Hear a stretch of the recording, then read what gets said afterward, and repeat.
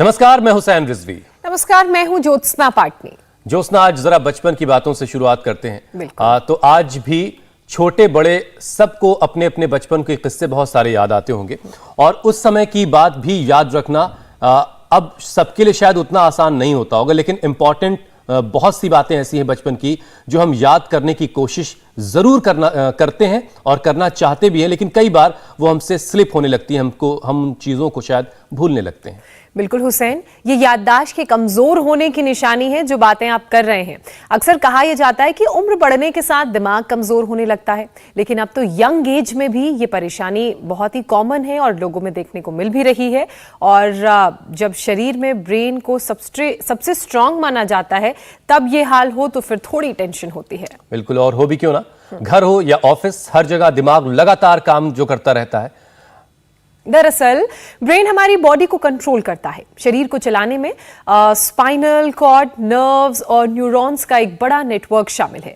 Nervous system sensory senses यानी कि आंख, नाक, कान, टेस्ट, टच और मसल्स को रेगुलेट करती हैं। बिल्कुल, और यही वजह है कि कई बार एक्सीडेंट की वजह से तो कई बार लाइफस्टाइल डिजीज की वजह से हमारा जो नर्वस सिस्टम है उस पर असर पड़ता है, बुरा असर पड़ता है। जी बिल्कुल हुसैन, आप सही कह रहे हैं।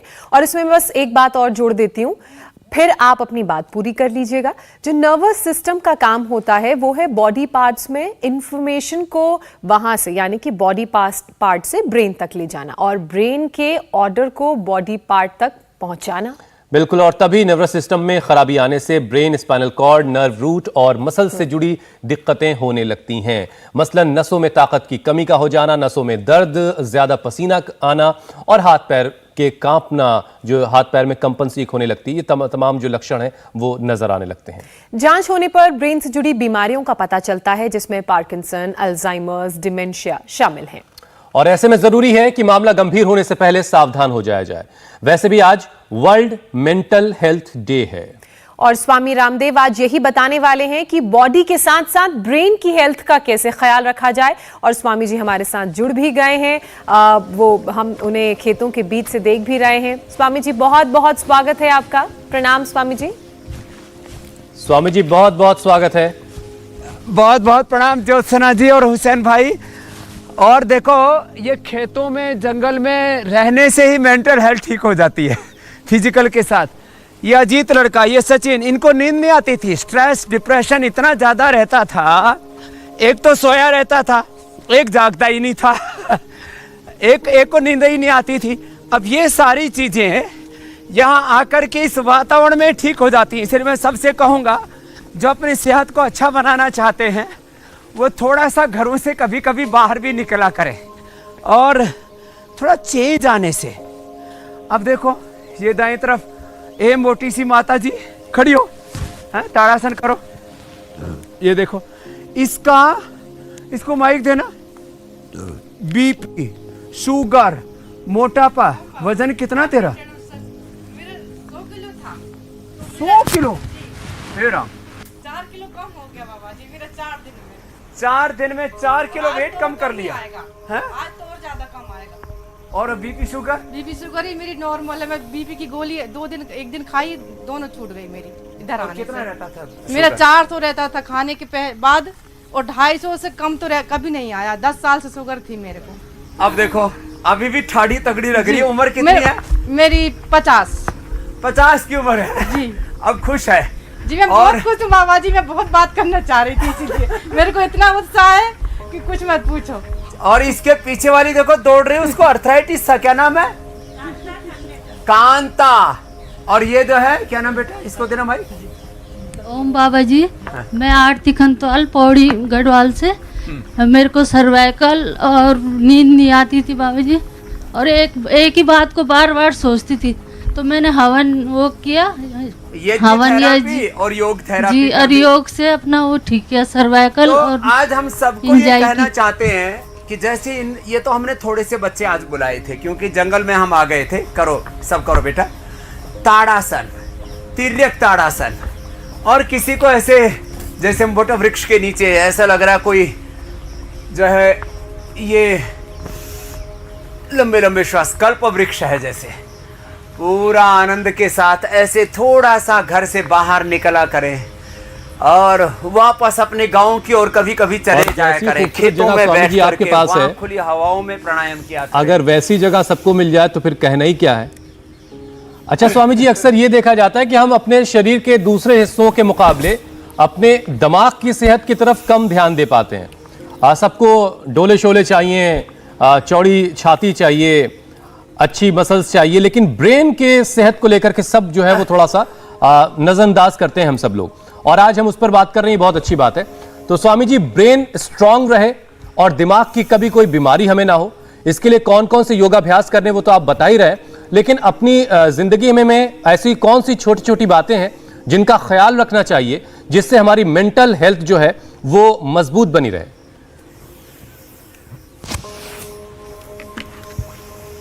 सुबह उठ करके एक तो दौड़ लगानी चाहिए। मैं अभी भी दौड़ता हूं और 100 साल तक दौड़ूंगा। लंबे लंबे श्वास, सुबह उठ के दौड़ना चाहिए। जो दौड़ नहीं सकते उनको तेज चलना चाहिए, जो तेज नहीं चल सकते उनको कम से कम टहलना ही चाहिए। जो घरों में पड़े रहते हैं सुबह होने के बावजूद, मैं पूरी दुनिया में जाता हूँ, पूरे यूरोप से लेकर यूके, यूएसए, कनाडा, अफ्रीका से लेकर के ऑस्ट्रेलिया से लेकर के पूर्व पश्चिम उत्तर दक्षिण जापान से लेकर के सब जगह लोग दौड़ते हैं सुबह उठ करके। और हम लोग पढ़े पढ़े, अब तो भारत में काफ़ी जागरूकता आ गई है, कोरोना ने और जगा दिया है। तो सुबह उठ करके दौड़ना चाहिए, तेज चलना चाहिए, और कुछ ना कुछ फिजिकल एक्टिविटी। कुछ नहीं मिलता है तो कम से कम यौगिक जॉगिंग कर लें। ऐसे कम से कम यौगिक जॉगिंग के ही 2 अभ्यास ही कर लिया, ऐसे कर लिया। थोड़ा सा सुबह उठ करके जॉगिंग करें, थोड़ा सा सूर्य नमस्कार करें जो हमने अभी किया, थोड़ा सा जो है दंड बैठक लगा लें। जो जवान है उनको एक बार पसीना निकालना चाहिए। और उसके बाद आसनों में स्थिरता वाले आसन है, ताड़ासन, जो हम शुरू में कर रहे थे, ताड़ासन, तिर्यक ताड़ासन। ये आसन जो जिससे शांति भी मिलती है, स्थिरता भी मिलती है, मन शांत हो जाता है, एकाग्र हो जाता है। तो ये ताड़ासन, तिर्यक ताड़ासन, वृक्षासन। अब इसमें थोड़ा बैलेंस चाहिए, तो ऐसे लंबे लंबे श्वासों के साथ ऐसे 1 मिनट तक ऐसे स्थिर हो करके देखो। योग में गति और स्थिति एक साथ, शांति, क्रांति, वीरता, विनय, योग, कर्मयोग, निवृत्ति, प्रवृत्ति, प्रार्थना, पुरुषार्थ को साथ साथ महत्व दिया जाता है। हम भीतर से पूर्ण शांत हों और बाहर से पूर्ण क्रियाशील हों, यह है योगमय जीवन का स्वरूप। लंबे लंबे श्वास। तो सुबह उठ करके ये जो अभ्यास हम बता रहे हैं, थोड़ा सा ऐसे अभ्यास करें और प्रयत्न पूर्वक प्रसन्न रहने की कोशिश करें। बाद में प्रसन्नता आपका स्वभाव बन जाता है। थोड़ा मुस्कुराएं, थोड़ा सहज रहें और जीवन का जो सौभाग्य है उसको अनुभव करें कि देखो इस ब्रह्मांड में मनुष्य एक सबसे जिम्मेदार प्राणी है। भगवान ने अब जो कर सकते हैं, देखो, जो सुबह उठ के शीर्षासन, सर्वांगासन, जो दोनों ना कर सकेंगे वो अनुलोम विलोम कर लेना। ये शीर्षासन, सर्वांगासन जो करेंगे उनको कभी भी, आज वर्ल्ड मेंटल हेल्थ डे है, जो सुबह उठ करके शीर्षासन और सर्वांगासन कर लेंगे उनको कभी भी जिंदगी में किसी भी प्रकार का कोई मेंटल स्ट्रेस नहीं होगा। तो मैंने कहा अपने सौभाग्य पर इतराएं। आपके सामने हमेशा 2 विकल्प होते हैं, पॉजिटिव, एक नेगेटिव। देखने को आप यदि दुख, दर्द, परेशानी, संघर्ष, चुनौतियां देखेंगे तो वो भी आपको देखेंगे, लेकिन इन सब के बीच में भगवान ने हम सबको इंसान बनाया है। अनंत ज्ञान, अनंत संवेदना, अनंत शक्ति, सामर्थ्य, विद्या, विभूति, ऐश्वर्य हमें प्रदान किया। और स्वामी जी, हेड स्टैंड की जो तमाम सारी खूबियां हैं, जहान में कुछ भी कर सकते हैं। इसकी वजह से मैंने भी अब ज्योत्सना से सीखना शुरू किया है कि हेड स्टैंड कैसे करना है, शीर्षासन, क्योंकि मैं अपने बचपन की यादों को कभी भूलना नहीं चाहता हूं।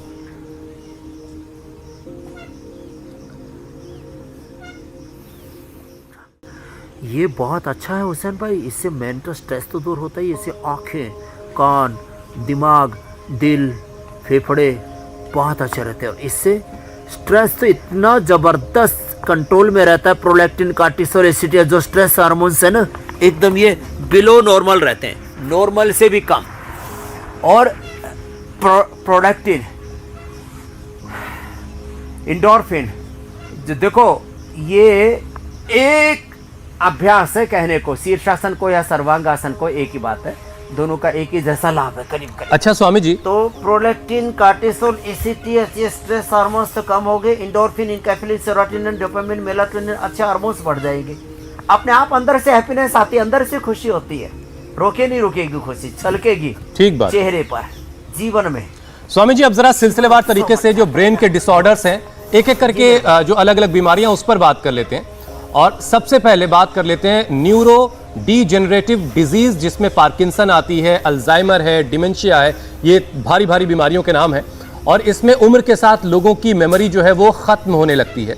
तो अब तो इसके शिकार हम देख रहे हैं कि नौजवान भी है, यंगस्टर भी हैं।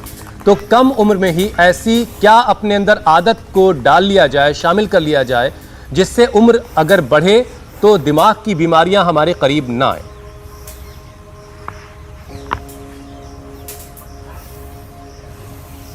तो देखो, जो कठिन आसन न कर सकें, अब उनको हम कुछ सीधे लेट के, कुछ उल्टे लेट के, कुछ बैठ के अभ्यास बताएंगे। कम से कम 5 आसन कर लें। एक मरकटासन,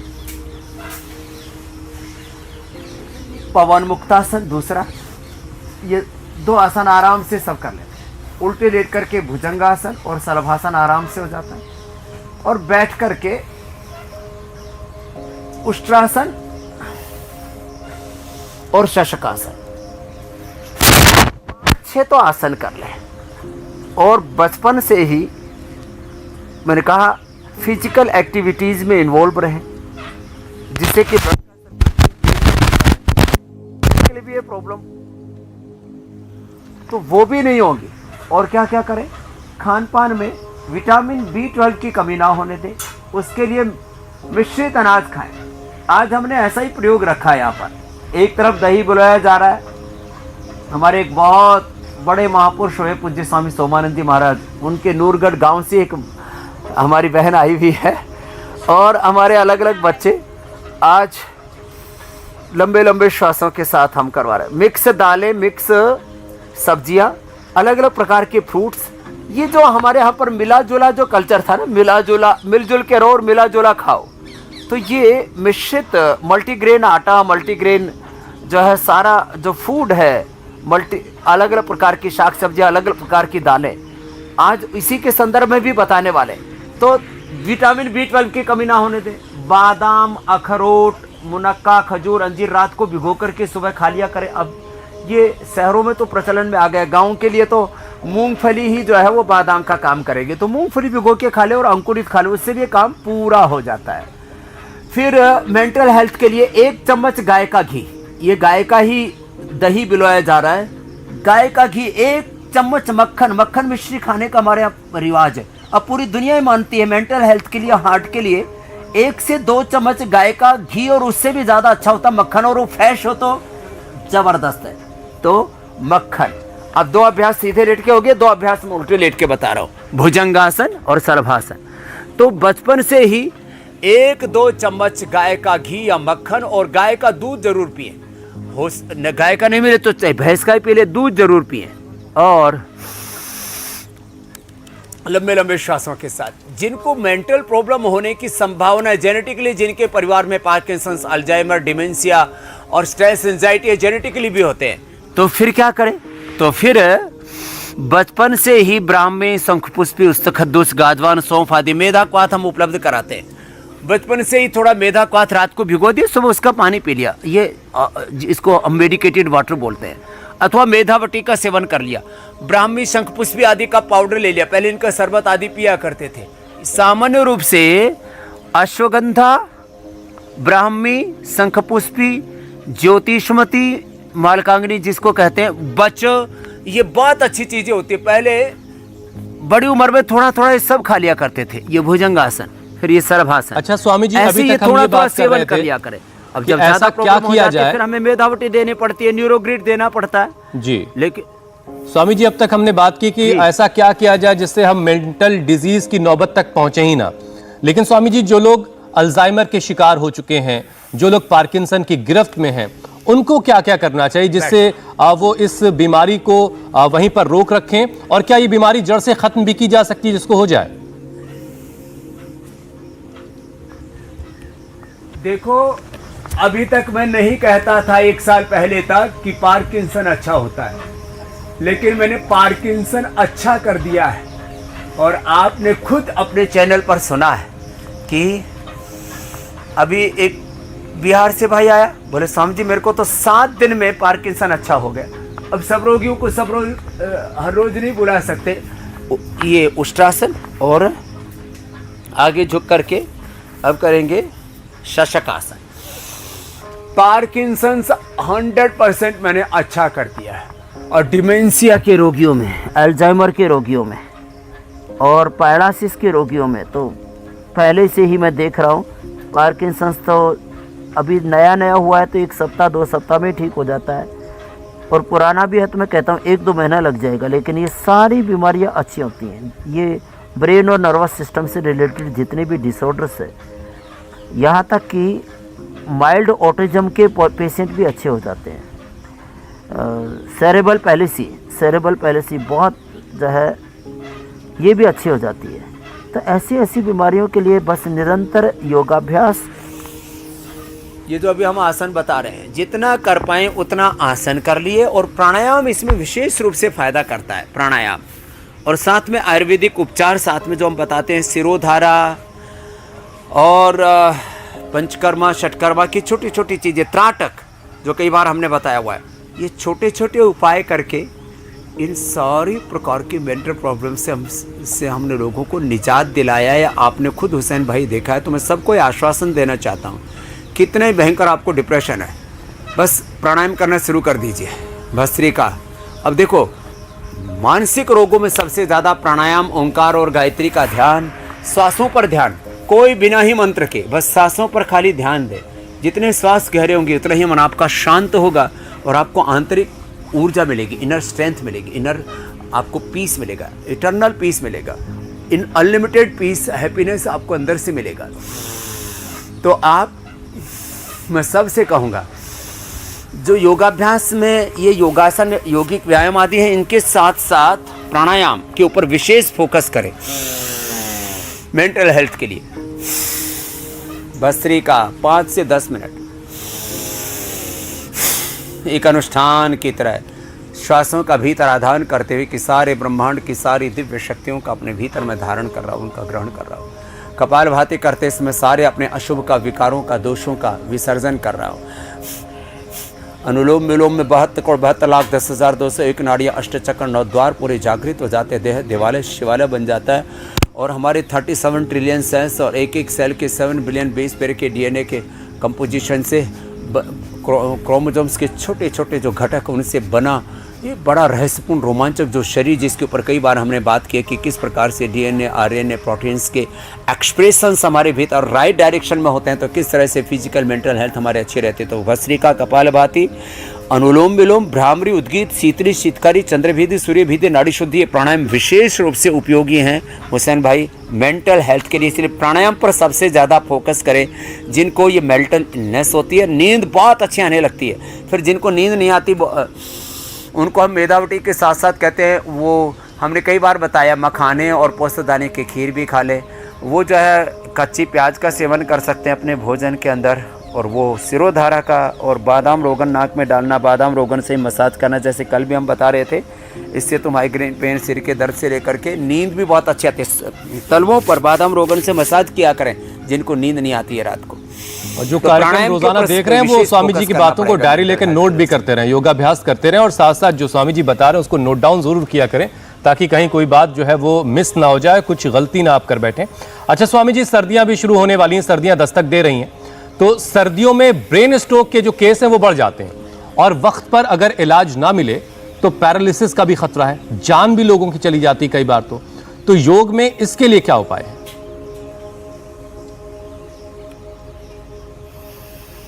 आपने ठीक कहा हुसैन भाई, जैसी जैसी सर्दी आएंगी लोगों का बीपी बढ़ने लगेगा, पसीना कम निकलेगा तो सोल्ट अंदर ज़्यादा जमा हो जाता है, सोडियम बढ़ने से बीपी बढ़ता है, फिर स्ट्रेस भी बहुत लोगों को सर्दी में बढ़ जाता है। एक्सरसाइज लोग कम करते हैं, घरों में दुबके रहते हैं, पसीना कम निकलता है। डाइजेशन, अब देखो डाइजेशन अच्छा होने से लोग खाते खूब हैं तो, और उससे कोलेस्ट्रॉल भी बढ़ जाता है। तो सर्दियों में ब्रेन स्ट्रोक होने के, बीपी बढ़ने के, हार्ट की प्रॉब्लम बढ़ने के, कफ कोल्ड के बहुत ज़्यादा चांस होते हैं, रेस्पिरेटरी सिस्टम के फेलियर के। इसलिए सर्दियों में एक तो पूरा ऐसे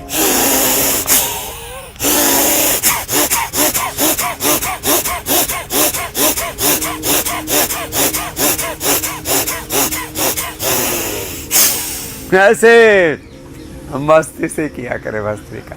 फिर कपालभाति, अनुलोम विलोम पूरा किया करें। दूध में हल्दी से इलायची च्यवनप्राश से ले लिया करें। और जिनको जेनेटिकली जिनका कोलेस्ट्रॉल बढ़ने की समस्या है, किसी किसी को तो जैसे हमारे गुरुजी थे 100 ग्राम मक्खन घी रोज खाते थे, उनका कोलेस्ट्रॉल 150 से ज़्यादा मैंने कभी नहीं देखा। कोई 2 चम्मच खाते ही कोलेस्ट्रॉल बढ़ जाता था, ये भी जेनेटिक प्रॉब्लम है।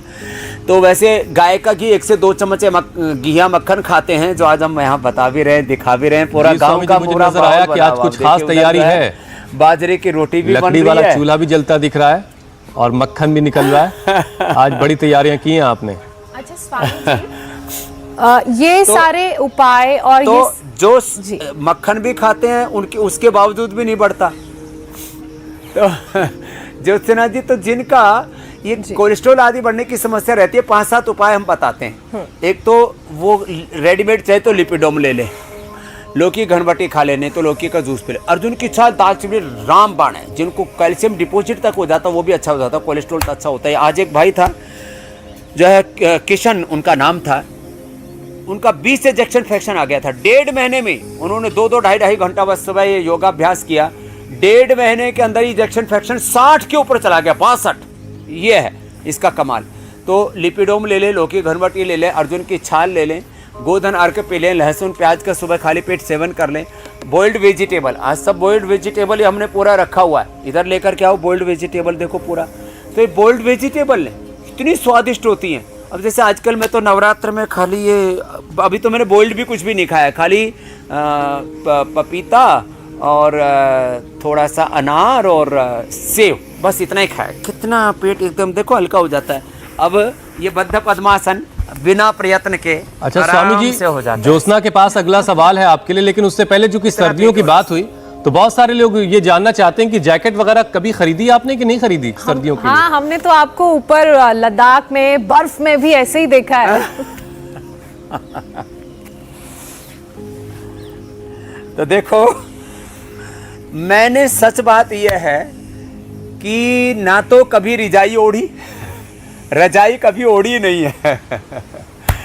बचपन में मिली नहीं, गुदड़ी ओढ़ते थे छोटी मोटी, और बाद में जरूरत पड़ी नहीं। आपको आश्चर्य होगा, करीब 10 साल तक तो मैंने खाली ये जो हल्का सा ही कपड़ा होता है ना, ये जो नीचे पहन रखा है, ऐसे ऊपर 2 कपड़े, नीचे भी। रात को कंबल भी नहीं ओढ़ा मैंने। 5 डिग्री टेम्परेचर होता था हमारे गुरुकुल में, कभी कभी माइनस पर भी चला जाता था, खानपुर और कालबा गुरुकुल में जहाँ मैं पढ़ा हूँ। तो बस ऐसे ही रहते थे। बस मैं क्या करता था, जो है सुबह उठ कर के एक बार और शाम को ऐसे 500 बार दंड लगाता था। ऐसे ये 500 बार ये दंड लगा ली, तो रात को जो है बस ये जो ऊपर नीचे के 2 कपड़े होते हैं, इन्हीं को जो है पूरा ओढ़ करके सो गया। और जो है कभी सर्दी लगी ही नहीं। अभी भी कभी कोई गर्म कपड़ा नहीं पहनते, सिलवा कपड़ा भी नहीं पहनते, ज़रूरत ही नहीं पड़ती। और आप देखते हैं, आप पूरे पिछली बार भी आपने पूरी सर्दियों हमारे साथ योग किया है, ऐसे ही नंग धड़ंग होकर के हम तो योग करते रहते। तो प्रकृति के साथ हमारा तादाद में होना चाहिए। तो ये सर्दी हमें ऊर्जा देती है, सर्दी गर्मी हमें भीतर से स्ट्रॉन्ग बनाती है। तो इस प्रकृति के साथ जितने हम एकात्म होकर के जिएंगे, प्रकृति और संस्कृति ये हमें भीतर से मजबूती देती है। जी बिल्कुल स्वामी जी, आपकी इजाजत के साथ ही मैं अगले टॉपिक की तरफ बढ़ना चाहूंगी। ये तो हमने बड़े लोगों के लिए बात की कि कौन कौन से योगाभ्यास कर सकते हैं, क्या क्या वो आहार में ले सकते हैं। लेकिन स्वामी जी, कई बार जो न्यूबॉर्न बेबीज होते हैं वो भी मेंटल डिसऑर्डर के शिकार होते हैं, तो वो तो योग भी नहीं कर सकते। तो अब ऐसे में उनके लिए क्या उपाय है?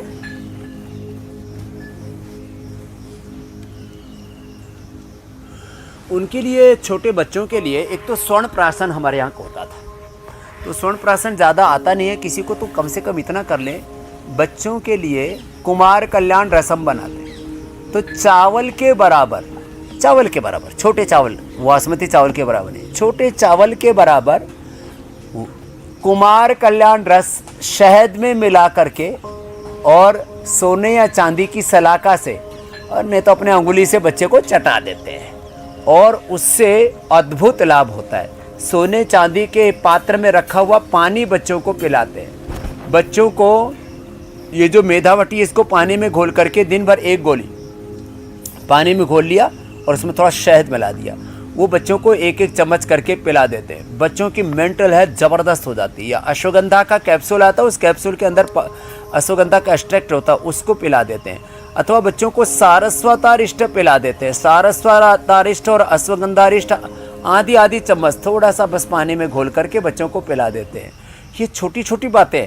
और बच्चों को, छोटे बच्चों को भी बादाम अखरोट थोड़ा पीस करके पानी के अंदर ही, और जो है बाद में गाय के दूध में या बकरी के दूध में उसको पिला देते हैं। ये छोटी छोटी बातें हैं, लेकिन ये बच्चों की मेंटल हेल्थ के लिए बहुत ही महत्वपूर्ण है। और गर्भावस्था में माताएं बहनें बादाम अखरोट खाती हैं, गाय का दूध पीती हैं और अनुलोम विलोम करते हैं, उससे बच्चों की मेंटल हेल्थ बहुत ज़बरदस्त होती है। जिन माताओं बहनों ने गर्भावस्था में योगाभ्यास किया, उनके बच्चे फिजिकली मेंटली मैंने बहुत हेल्दी और ब्रेन से बहुत शार्प देखे। ये मेरा हजारों बच्चों पर अनुभव है, जिनको हमने गाइडेंस दिया था और जिन्होंने हमारी बातों को फॉलो किया था, उनका मैं ये एक्सपीरियंस शेयर कर रहा हूँ।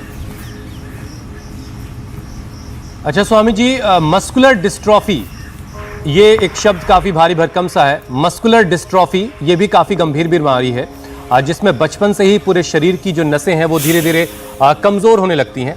तो इस बीमारी से लड़ने के लिए, इससे निजात पाने के लिए क्या करना है?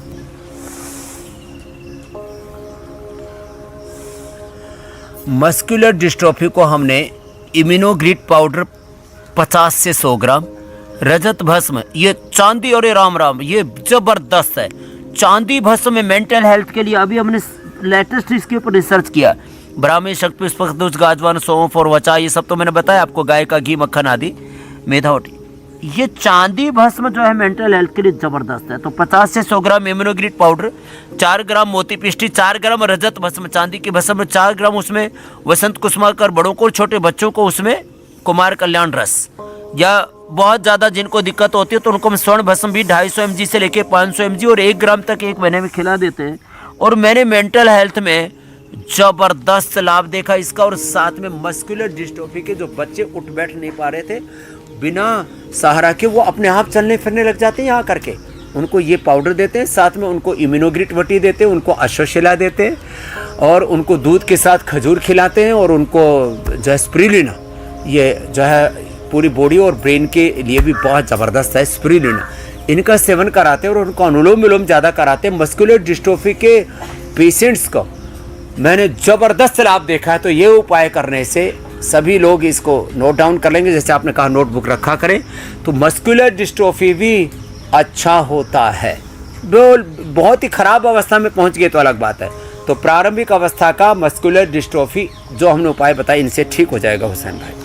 स्वामी जी, अब हम सवालों को शामिल करने की सेगमेंट की तरफ बढ़ रहे हैं, और सबसे पहला सवाल जो है वो सिद्धांत का है। उनकी जो दादी हैं उनको अल्जाइमर की शिकायत है, पैरों में फंगल इन्फेक्शन भी है, जिससे उंगलियां जो हैं वो लाल सी पड़ गई हैं, तो उनके लिए कोई उपाय बता दें। फंगल इन्फेक्शन के लिए तो गोधन अर्क ले लें नीम के गोली के साथ, 2 गोली नीम की और 2 से 3 चम्मच गोधन अर्क लिया, पानी में डाइल्यूट करके ले लिया, फंगल इन्फेक्शन दूर हो जाएगा। अल्जाइमर और ये जितनी भी मानसिक रोग हैं उनकी औषधि हम पहले ही बता चुके हैं। एक और औषधि उसके लिए खास होती है, इसको ब्राह्मी घृत बोलते हैं। ब्राह्मी घृत का कि दिमाग पर, माथे पर, सिर में मालिश भी कर सकते हैं, उसके बाद सिर धो लिया करें, और ऐसे ही सिर पर भी लगा सकते हैं। इसका नस से भी नाक में डाल सकते हैं, और इसका 1 चम्मच जो है वो दूध में डाल करके पी भी सकते हैं। ये भी बड़ा ज़बरदस्त होता है। गाय के घी में ही औषधियाँ पकाई जाती हैं, ब्राह्मी, शंखपुष्य आदि। और मेधावटी उनको दे दें सुबह शाम, और न्यूरोग्रिट खाली पेट दे दें, और अश्वगंधारिष्ट और सारस्वतारिष्ट पिला दें उनकी माता जी। और अनुलोम विलोम जितना हो सके अधिकतम करवाएं, पूरी ठीक हो जाएंगी माता जी। जी स्वामी जी, अब अगला सवाल राखी का है। राखी अपनी माँ के लिए ये सवाल पूछ रही हैं। राखी का कहना है कि माँ को 10 साल से जीभ का कैंसर है और सेमी लिक्विड डाइट पर वो हैं। अल्जाइमर की भी परेशानी उन्हें है और कमजोरी उनके शरीर में बहुत आ गई है। तो अब सही डाइट और योग से उपचार वो आपसे जानना चाह रही हैं। इनको हल्दी, आंवला, एलोवेरा, गिलोय, तुलसी, नीम, गोधन अर्क, ये जो हम सप्तामृत बताते हैं ना, वीट ग्रास, तो ये सुबह शाम दोनों टाइम ले लें। मैंने कितने रोगियों को अच्छा किया है। सिस्टोग्रिड डायमंड खाली पे खाने के बाद काचनार घनवटी या काचनार गुग्गुल वृद्धि बाधिकावटी संजीवनी वटी, और बस डाइट में जितना भी हो सकता है रो फूड लें, और त्रिफला और गोधन अर्घ से बस्ती एनेमा भी ले लें। ये छोटी छोटी उपाय हमने बताए, लेकिन इससे कैंसर ठीक होता है, ये हमने देखा। प्राणायाम ज़्यादा से ज़्यादा करें, जितना हो सके भस्त्रिका, कपालभाति, 1-1 घंटा करवाते हैं और कैंसर के रोगी अच्छे हो जाते हैं। तो उनकी माता जी के लिए हमारी प्रार्थना है वो अच्छी हो जाएगी। स्वामी जी, अगला सवाल विभूति का है। विभूति कह रही हैं कि कोरोना से रिकवरी के बाद उनके पिताजी को किडनी इन्फेक्शन हो गया है और साथ ही साथ बुखार भी है। 15 साल से वो पार्किंसन से भी जूझ रहे हैं। तो कई सारी प्रॉब्लम्स हैं, किडनी की प्रॉब्लम भी हो गई है कोरोना से रिकवरी के बाद, और 15 साल से पार्किंसन की शिकायत से जूझ रहे हैं। उनके लिए उपाय बता दें। तो गिलोय गोखरू आंवला बिल्कुल सिंपल है किडनी के लिए। बाकी वृक्क दोष अर्कवात बताते हैं, गोक्षरादि गुग्गुल चंद्र प्रभावटी और गोखरू का पानी हम वैसे ही दिन भर पीने के लिए बोलते हैं। ये सब उपाय तो करे ही करें। साथ में जो पार्किंसन है इसके लिए अनुलोम विलोम की मात्रा ज़्यादा रखें। कपालभाति से किडनी और अनुलोम विलोम से ब्रेन और नर्वस सिस्टम हमारा अच्छा होता है। तो मेधावटी, ब्राह्मी घृत और न्यूरोग्रिट, ये औषधियाँ ज़बरदस्त है। जो मैंने इम्यूनोग्रिट का जो रजत भस्म, वसंत कुसुमाकर, मोती पिष्टी के साथ, स्वर्ण भस्म के साथ उपाय बताए, ये करने पर तो 1 सप्ताह में रिजल्ट आने लगते हैं। अच्छा स्वामी जी, पार्किंसन का इलाज तो आप बता चुके हैं, लेकिन अभी एक सवाल जो मेरे सामने है, जिसमें यश की उम्र सिर्फ 18 साल है, सिर्फ 18 साल यश की उम्र है, और वो कह रहे हैं कि उनको पार्किंसन है। ये बड़ा हैरान कर रहा है और बहुत डराने वाला सवाल है कि सिर्फ 18 साल की उम्र में भी पार्किंसन किसी को हो सकता है। तो क्या अलग अलग उम्र में जो आयुर्वेदिक दवाएं हैं वो भी अलग हो जाती हैं, या उनको वही दवा लेनी जो इससे पहले आप पार्किंसन की बता चुके हैं? जो ये बताई यही दवाई लेंगे आप। यश की बात नहीं, मेरे पास तो अभी एक बच्चा हिमाचल का 12 साल का था। 12 साल का बच्चा पूरा हिलने लग रहा है, इस तरह से हालत हो गई थी उसकी। और ऐसे ये कम उम्र में भी, पहले बुढ़ापे में लोग बोलते थे पार्किंसन होता है, बुढ़ापे में लोग सोचते थे कि ये एंकोलोजिंग स्पोलाइटिस होता है। अब 12 से 18 साल के बच्चों को भी पार्किंसन हो रहा है, एंकोलोजिंग स्पोलाइटिस हो रहा है। तो ये बस एक ही मैं तो बात कहूँगा, 12 से 18 साल की उम्र में तो औषधियाँ वही रहेंगी। जो 12 साल से कम उम्र के बच्चे, उनकी औषधियाँ आधी हो जाती हैं, और छोटे बच्चे होते हैं तो 1/4 हो जाती है। तो औषधि की मात्रा थोड़ी बहुत कम ज़्यादा होती है, लेकिन यही उपाय करेंगे। ठीक है। तो पार्किंसन, अल्जाइमर, डिमेंशिया और तमाम तरह के जो आज मेंटल प्रॉब्लम हमने बताई हैं, इनसे लोग मुक्ति। अब स्वामी जी पाक शास्त्र की तरफ चले, उससे पहले एक और छोटा सा सवाल। बहुत सारे लोगों को भूलने की शिकायत हो रही है, तो गोपीनाथ ये सवाल पूछ रहे हैं कि वो कई बार छोटी छोटी बातें भूल जाते हैं। जैसे अक्सर लोग अपना चश्मा उतार के कहीं भूल जाते हैं, किसी का नाम याद करने की कोशिश कर रहे हैं तो वो याद नहीं आता होता है। तो गोपीनाथ को क्या करना है? अच्छा स्वामी जी, क्या ये दिमाग में ऑक्सीजन की कमी से भी होता है? हाँ, ये ठीक कहा ज्योत्सना जी आपने।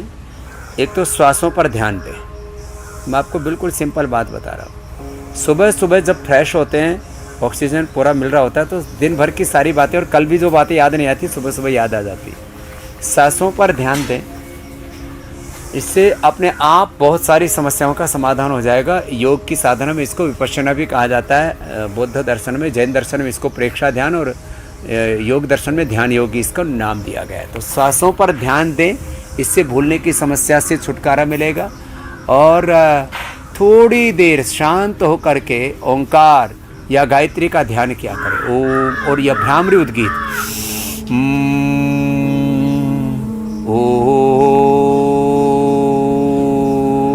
तो भ्रामरी उद्गीत तो अब ज्योत्सना जी कर लेंगे।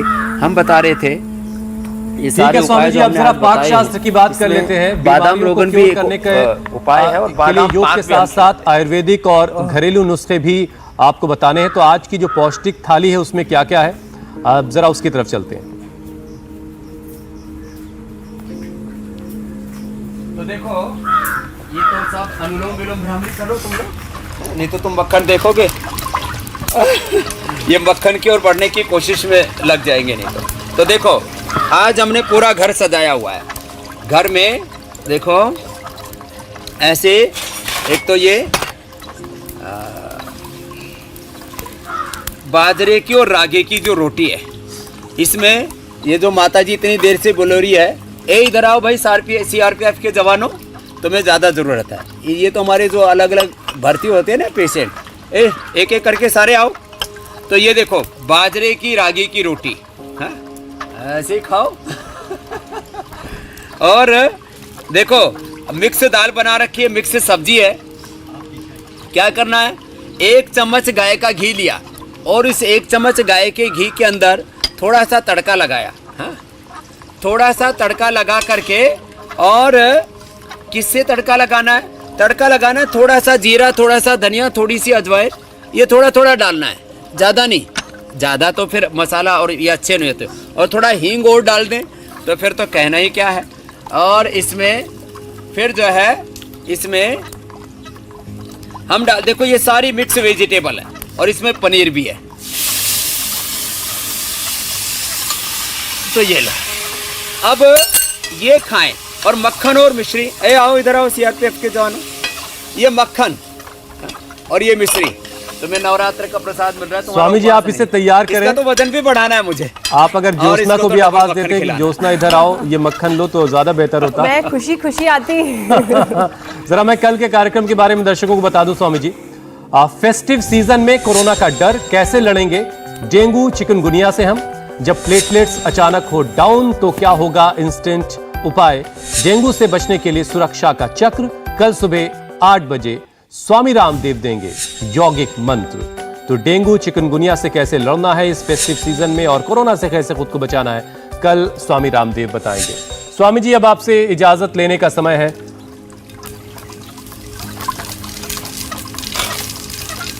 तो देखो आज हमने मिक्स दाल, मिक्स सब्जी और मक्खन और ये पूरा देसी दूध, दही, छाछ, और ऐसा एक पूरा दोबारा से हम अपनी प्रकृति, संस्कृति और गांव की ओर लौटेंगे तो सब सेहतमंद रहेंगे। सबके लिए मेरी बहुत बहुत शुभकामनाएं। सबके फिजिकल मेंटल हेल्थ अच्छी रहे। वर्ल्ड मेंटल हेल्थ डे पर सब इसी संदेश के साथ विदा ले। बहुत बहुत शुक्रिया स्वामी जी, बहुत बहुत धन्यवाद। प्रणाम स्वामी जी। इंडिया टीवी हर वक्त हर जगह डाउनलोड करने के लिए सर्च करें India TV news Google play store या ऐप स्टोर पर।